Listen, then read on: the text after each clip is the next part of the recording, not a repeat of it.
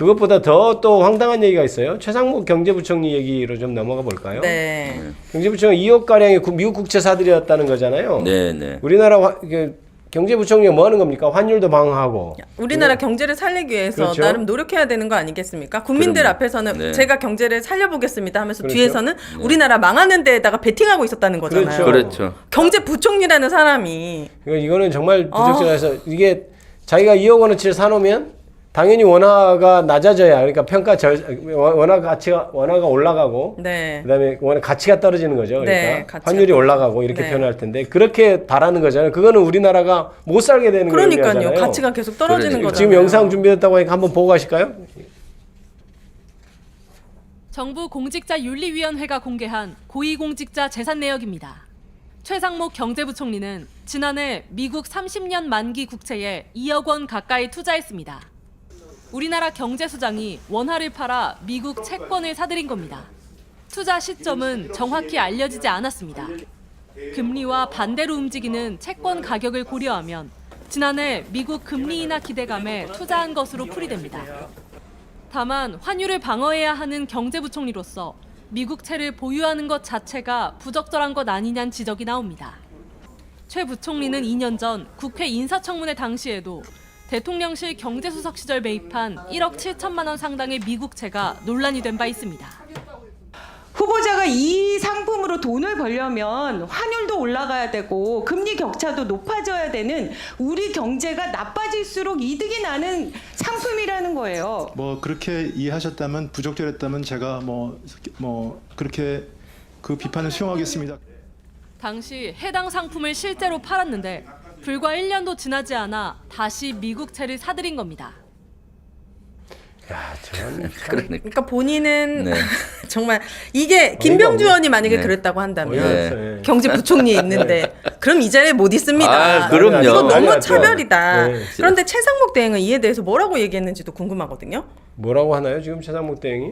지금 중요한 건 한 번 지적을 받았잖아요. 저기서는 그러니까. 지금 비판을 네. 겸해 인정한다고 인정하죠. 지금 그리고 저는 밝혀진 것만 본인 이름으로 투자한 것만 이 정도이지. 어떻게 이제 뭐 가족들이든 어떻게 그럴 수도 해서든 있겠다. 투자한 금액도 저는 상당할 수 있다라고 생각하거든요.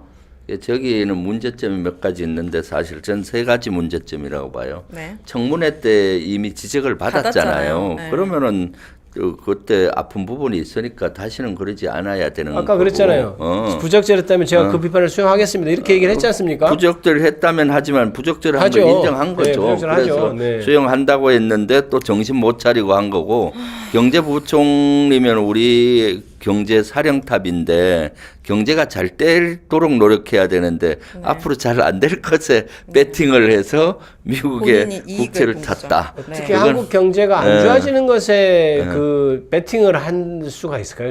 심지어 경제부총리라는 사람이. 그리고 오늘 전현희 최고위원이 문제 제기를 한 것이 국민권익위원장 하신 분이었는데 실제 이것은 이해 충돌에도 문제가 그렇죠. 있다. 네. 만약에 이러한 상품을 자기가 샀다면은 그 직책을 내려놔야 된다. 네. 그렇잖아요.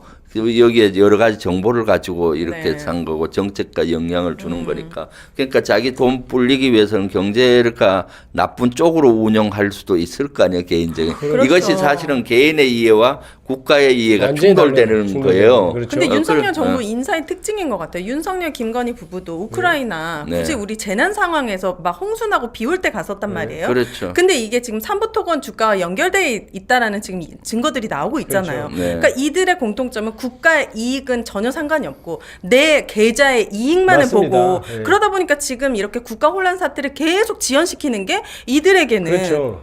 너무 그냥 편안할 수도 있겠다는 네. 생각이 들어서 너무 화가 나요. 그래. 오히려 이렇게 이런 상황 놔두고 지금 계속 환율 환율이 오늘 안 좋고 최고치 찍었잖아요, 환율 찍었잖아요. 지금. 그럼 지금 최상목 거기 부총리는 너무 좋은 거예요. 환율이 좋아지잖아요. 환율이 올라가니까. 네, 본인들이 이익이겠죠. 그러면 그러니까 지금 윤석열 당연히 생각되는 윤석열의 탄핵도 자기 개인적인 욕심을 때문에 지금 늦어지고 있는 거 아닌가 이런 의심까지 들어요. 그럼요.